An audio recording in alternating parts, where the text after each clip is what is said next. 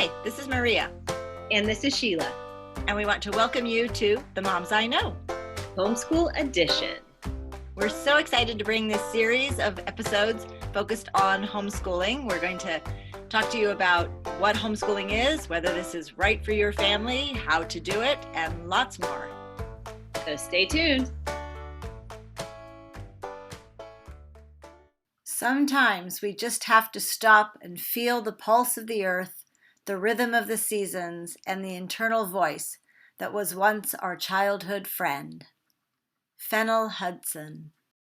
Such a perfect quote for the topic for today's episode on rhythm and resources. I think we're really excited about sharing how the rhythm of family life can really contribute to the success of homeschooling.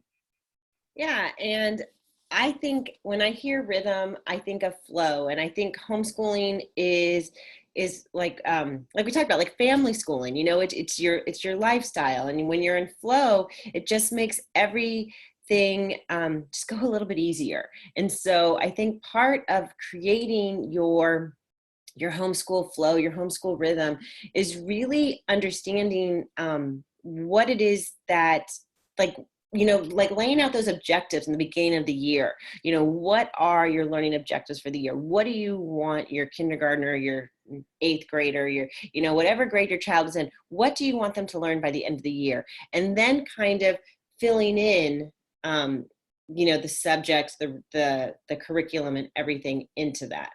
What do you think? So we call that kind of learning by backward design. We're really looking at the whole picture of this. And I love the idea of really looking at the schedule for the year, because we talk a lot about the seasons, we talk about the months, the celebrations, the holidays, the things that go along with all of that. So I think it's important to start in that larger overview arena. Exactly. And I think reverse engineer. And when I was a teacher in the classroom, I would do that. It was like, what were those learning objectives that needed to be known?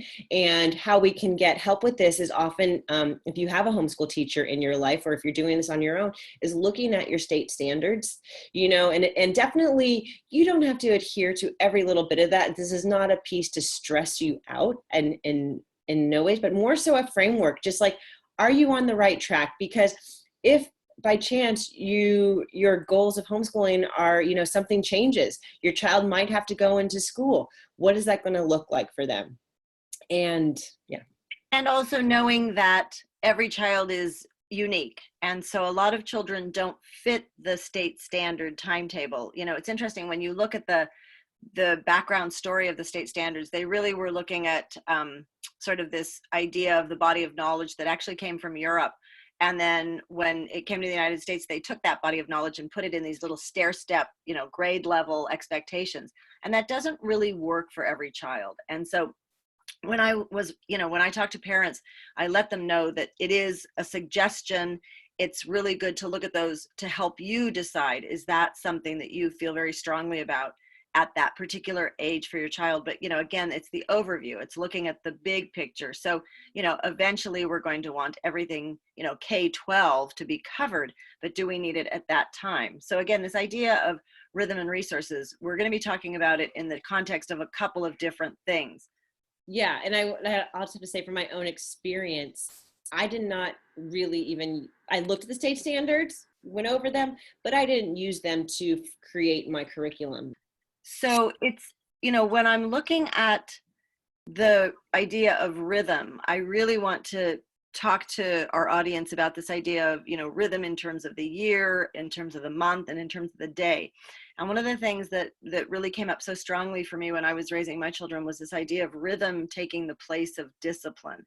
And when we get our children into these patterns, and we get ourselves into these patterns, it really can help support the, sort of the going along with, even when when you think about children and chores, or children and responding to having to change up the situation during the day. Like, if all of a sudden we have to get going somewhere, different children are going to need different timetables on that.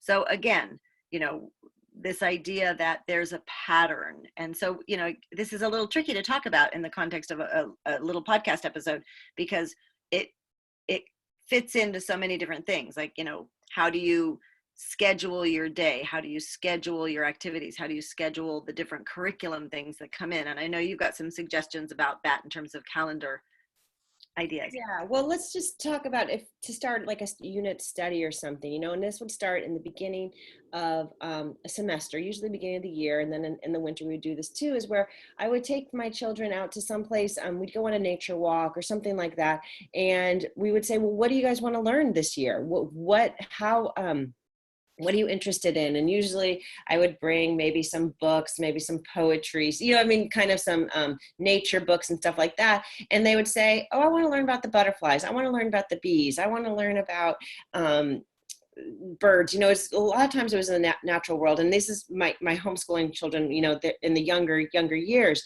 but they would also put other things on this kind of like a poster board piece of paper when we got home, and it was kind of like our page of inspiration. And from there, that would be the deep dive into a lot of these project-based learning, where I would bring in a lot of the things that I saw on the on the state standards, the writing, the grammar, those sorts of things I would use those through the topics that they wanted to learn about. And that's so fun to do with mathematics, with geography, with, you really can create these thematic units around those interests.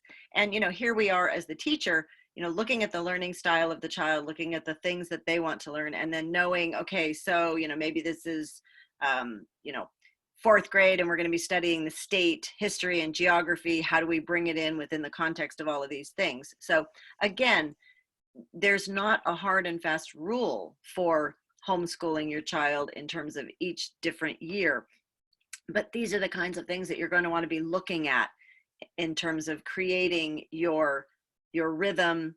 And even like, do you study certain subjects every single day, or do you do blocks of study where you're really looking at the, say for example, we're just taking butterflies for example, and you're studying the monarch butterflies and the life cycle, but you're going to be bringing in some math, some language arts, some geography with all of that. So you're studying the migration patterns, you're looking at the the life cycle, you're measuring, you're watching, you're recording, you're journaling.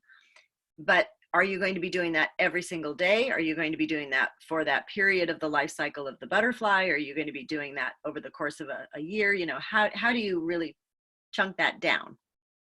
Yeah, and that's something that I wanted to say, a framework that I looked at was to create the routine, create the rhythm, create the flow. And what that looks like is, this is just to say daily, where what time do you wake up in the morning? Are there morning chores? Are there, when's the learning going to take place? Because, the learning can really be like a 2-hour thing, 2 to 3 hour thing. It doesn't have to be a whole school day. That's the beauty of homeschooling, is that you're not working on classroom management. You don't have a classroom of 20 to 30 children. You have 1, 4, 5, you might have multiple children, but the classroom management piece is taken out. And there's so much, there's so much time taken in classroom management that you really don't have to consider. And so once you create that routine, that daily routine and rhythm, then you have to go, okay, like you just said, work in chunks, like you're going to study butterflies. Okay, well, let's just do that. And another piece of advice is to not do every subject every day, because then it gets to feel too much like school, and this is family school. This is living school, living and learning together. And sometimes that takes out the magic of what can happen. I think there's that saying, out of boredom comes creativity, right? So it's really like leaving some space there for creativity and for what can be. That's leaving open the flow. That's the magic of homeschooling. And so, if you're trying to cover every subject every day, it's so fragmented and the children can get distracted. And one of the things I would love about homeschooling is if we were doing a project and the children were just completely engaged, we could let that go. We could go with it. And, a child who normally might have an attention span of 20 minutes, if they're completely in that flow state, they're going to go, and we can continue to build and learn and delve into this. And also on the flip side of that, if we try something and, in 5 minutes, they're like, nah, this isn't going to work. I'm not into it, we can let that go for that day and maybe try to come back to it at another time and see. And sometimes we would toss out complete units because there wasn't the engagement. And other times I had to come back to it in a creative way. And just watching with children over the years, you really can get to the point where you are working with their skills, with their interests, with their talents and their strengths, and learning what's going to work really well and what's going to, be difficult. I also wanted to talk about, attention spans and developmental stages. Children need movement as well. So, hopefully you're bringing movement into your activities, but if not, you're going to have to break for children to get that natural movement that they need as well. Yeah, and I want to say that, there was definitely, for me, some resistance coming from the classroom, homeschooling my children. I wanted them to learn what they want to learn, like what they had to learn, what I thought. And these, I'm talking in my earlier years of homeschooling, and that created a lot of resistance. And so how I worked I think probably from your advice, Maria, I was working my way through that was giving stops for, okay, telling my son to go run down to the stop sign and back, go jump 50 jumps on the trampoline, really being able to just let go. And I think that's the hardest part. I think for a lot of homeschooling moms and dads might be a little bit type A, kind of controlling. And I'm not, I'm just saying because they want to do it their way. But sometimes that is a little bit rigid. And so, you and I have both seen parents that fit that, and they are amazing homeschool teachers and everything. But sometimes I just want to say, loosen up, just give it a little bit of space. And I think that comes with time, with years. And if I, to give a new homeschooling parent advice, is just like, it will all be okay. You will find your flow, you will find your rhythm and your routine. And that will be, why you homeschool. That's so beautiful, because really, I think that I started out that way. That's the way we were educated. We had all of these different subjects every day, and this is what we did. And then we went out to recess, and then, but when we really pay attention to our children and when we really learn how they are learning, we can relax a little bit. And of course, we're going to always have those thoughts of, are we doing enough? Are they learning enough? And then at the end of each year, I would sit down and write sort of this narrative overview of what we accomplished that year. And that was a really good exercise for me, because it always made me relax and go, oh my gosh, we've done so much. The children have learned so much. And maybe there were gaps, and maybe it wasn't exactly what their counterparts were learning in the classroom. But in the classroom, children have gaps as well. They miss certain things. They're not ready for certain things that are presented. And then if they don't get reviewed, they might miss whole chunks of curriculum. And so I love the way that you're talking about just relaxing and really leaning into that flow. I've also seen, when we let the children just flow too much, then, certain things may not be covered. So there is that balance of finding what's going to really work for each individual family. But this is the frustrating part of, trying to be a homeschool mentor and saying, well, there's all these different ways you can do it, and we can encourage you along the way. Yeah, and that's kind of the rub of the unschooling, the negative look of unschooling, of letting the kids take over. Oh, we have a lot of flow, but yet you do need a little form. You do need a little bit project-based learning. I just want to recommend a book that really helped me when I first started out, and it was called What Every Kindergartner Should Know. And it was by E.D. Hirsch Jr. And we'll put this in our resources and in our handbook. But he did a grade at every grade, what your first grader should know, what your second grader should know. And that for me allowed me a reference point to say, yeah, we're touching on this, we're touching on that. And it was a little bit, it wasn't the state standards, but yet you could tell that there was some correlation there, that they were similar. The other thing that I want to bring up is when we're doing a routine, when we're looking at how our family's rhythm is to schedule siblings. And what that means really is when you have some older children in your family, and maybe some younger children, is really, honoring those older children and what they're learning. Their learning is going to, maybe be a little bit more involved, and to really have that time so they're not as distracted with the little ones. So maybe you're going to have to hire a mother's helper. Maybe you have family, or you're going to have other teachers for those older kids, but really making everybody's learning a priority. And then you can also do things in thematic ways when you have multi-age children. So I'm glad you touched on this. So I'm going to pick just, there's a beautiful series of books called Swallows and Amazons for children when they're slightly older. But, younger children can enjoy the story. Older kids can, really live into the story. And then there can be projects, there can be writing, so you're asking your older children to do a deeper dive. These books take place in England, so you could be doing geography around that. You could be looking at the period of time that they were written. You could actually do all sorts of measurements. They're sort of sailing books, and so there's all kinds of things that you could bring in thematically and gauge it accordingly to the different ages of your children. So that's just a suggestion there in terms of how to also work with the sibling piece. The other thing is that children learn from each other, and so in our mixed age alternative option, the classroom option, I was always just marveling at the way that the younger children were helping the older children and the older children were helping the younger children. And it was just again, that flow of learning happening in a multi-aged group. And so, and all children don't learn at the same stage. And so there were times when I'd have a 6-year-old who was reading beautifully, helping a 5th grader who might be struggling with reading, but because they were all in this group together, nobody was really looking at, the shoulds. And so they could just help each other and they could support each other and they could have fun. Yeah, the multi-age classroom is really a beautiful thing. I remember, I'll never forget when my son was in kindergarten and he was in the K through 6 classroom. There's 27 students and they were doing a folk dancing lesson. And here was my son, my kindergartner son, dancing with the 6th grade girl. And it was just the cutest thing ever for both of them, just really learning how to be and just supporting students of all ages. When you put our children into the classroom, they're with the same age for their duration. And it's just like, that's not real life.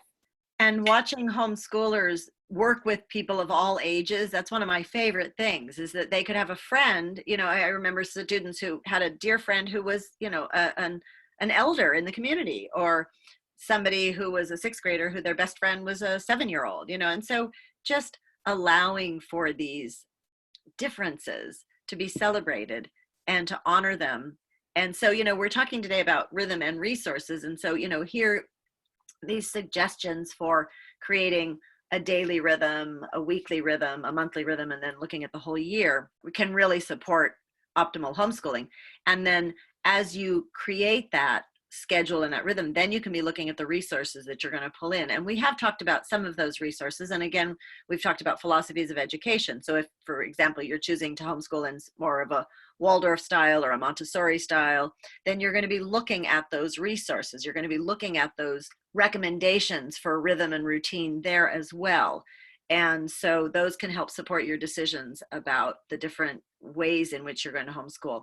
But there's so many resources out there, and sometimes it can be really overwhelming. So as you choose your educational philosophy, you create your rhythm, then you can start pulling in those curriculum resources. And are those going to be manipulatives? Are those going to be games? Are they going to be certain classic literature pieces that you're choosing? With social studies, are you going to go chronologically through history? Are you going to do it in a more traditional way, like the state standards? Are you going to be looking at the Waldorf curriculum, which looks at it very differently? And so, there's all of these different ways to go. And so our homeschool handbook will have a whole list of resources that you can really be looking at. But what were some of the favorites that you used over the years? Okay, so we started out with more classical education with Story of the World by Susan Wise Bauer. We did that for social studies, which was a look at world history. And we did that for many, many years because there's 4 different volumes and we touched on, each one. But in addition to that, we also did, that was there. That was part of the routine. However, we also, would bring in local history, especially when they're younger. We talked about who are our native populations where we live, and then a few years into it, we did our state history, California history, and then U.S. history. And so it was always kind of that layering of different types of bringing in different types of books and resources. It would be like, there used to be, and I'm so bummed, there used to be a great publication called Chinaberry, and Chinaberry was, I would find my books there and they went out of business. I'm so sad, but found so many great resources there. So sorry to even mention it. No, that was one of my favorite resources as well. But, there's Beautiful Feet, there's Blue Stocking Press, there's a lot of those. And the classical education, I think that, when I look back, we really read so much of the classic literature. We used something that was similar to Story of the World, but that wasn't out yet when my kids were young. But we looked at history kind of from, prehistory all the way up through, the Renaissance, and that was fun to do over the years. And I mean, that took years to do that. But we did a lot of art and drama. We were really using a lot of the Waldorf resources. And so that was something where the children were creating their own books, but I was bringing a lot of story to them and history and really making it come alive. And so the other piece is looking at the literature that's going to resonate with your children as well. And so how do you pick those types of things? I do want to give one little caveat. The literature that was written, and this is a generalization, but I find that literature that was written over 50 years ago or more, the language is just more full. And so I think that to help our children with their vocabulary and with grammar and with just really rich language choices, reading literature that is a little older can really be beneficial in the long run. As well as creating, a strong family culture based in literature. I mean, my husband read to our children, sometimes still reading, but my older two are in high school, but he has read to them every single evening. He read Harry Potter 3 different times, but that was when they're older, definitely older. But he read, The Swallows and Amazons, Anne of Green Gables, so many classics that were, the original Robin Hood and then Peter Pan, the original Robin Hood, as well as the original Peter Pan. And that, there's just so many layers of good books that we can talk about. But when I think of homeschooling and I think of like, what were the high points, literature is like right there, number one, I think. A lot of times people have questions about historical accuracy and all of that. And so when we would read, some literature, and this just came up recently, a discussion I was having with my daughter, when we're reading something that could be updated a little bit in terms of our worldview, it's historical fiction, possibly. We would always talk about this in the context of that time period. This is what people were grappling with at that time. This is how they looked at it, so, and then it's an opportunity to ask questions. And, history textbooks, for example, when you look at some of the older history textbooks, well, there's a worldview that is changing. And so we always want to help foster creative thinking and analytical thinking. And so we can ask those questions. But when the children are very young, classic literature is classic for a reason. It's withstood the test of time. And so I think we can, especially when our children are very young, we can let go of some of the adult ways that we're looking at that and look more into the archetypes of like the fairy tales, the folk tales, the fables, even some of the chapter series. And so just to let go of some of our adult way of thinking and look at the way the children are resonating with it. And then as they get older, we can be asking those questions to help them grapple with, well, how do you feel about that? And what do you think these people felt? Or what do you think these people felt? And so there's always that opportunity with that. I wanted to talk a little bit about mathematics too. So with math, a lot of times people say, well, what is the best curriculum? And over the years, I have to say, I never found one that was exactly the right fit for everyone. And so that's the beauty again of homeschooling, is to really finding what's going to work for your children. I do, however, have a really firm belief that children really need to understand the concepts. So working with manipulatives, working with games, working with, abstract concepts, cooking, letting them play with the numbers, with the concepts before they really start analyzing it all is so profound. And so finding curriculum that really supports that hands-on mathematical concept. We started with family math, which was a workbook, and it basically allowed for creating your own types of math learning games. And I mean, I can't even tell you how many times we played Yahtzee and, just strategy games, Cathedral, just really looking at probability and different things. And I think, didn't you say that you had a family that basically did all their homeschooling through games? Yes, kindergarten through sixth grade through a lot of different games. And there were articles about this as well. And I think that was in the old Home Fires publication. There was a wonderful article years ago about all the different games that you can play. And I've been playing a lot of card games and board games with my 6-year-old grandson lately. And it's so fun to watch these concepts just unfolding and the numerical aspect. So, when we're playing these games with dice or with cards, he's counting, he's figuring it out, he's using the manipulatives, he's processing, and I don't have to be correcting him.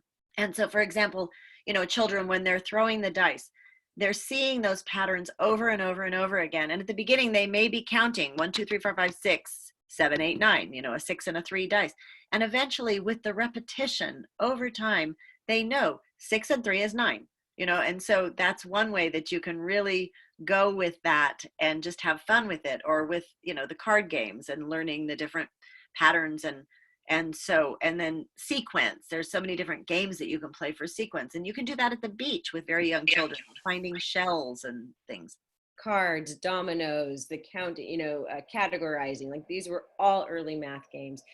As your kids get older and you're looking for a math curriculum, there are a lot of offerings, Math UC, math, there's Math Mammoth, there's a lot of ones. And again, you're going to keep hearing from Maria and I, that's when you ask your community, that's when you get on, your online groups or something, or, ask us what our families are using, because our families are using a lot of different math curriculums. So there really is so much out there in every subject, and you're able to, like pick and choose. You can say, I like a little of this, I like a little of that. You can also do something where they have, like, there are offerings where every subject is there in a box and you get that. I personally, that was not for me. Okay. But sometimes that might fit into your schedule. That might make you feel a little bit secure as you first start out. I think your first year homeschooling is going to be a lot different than your 5th year homeschooling. When you talk to a mom who's homeschooled all her kids all through high school, it's like, she could write a book and tell you, exactly. It's like, until you've done it, right? You really, you don't know what you're getting into.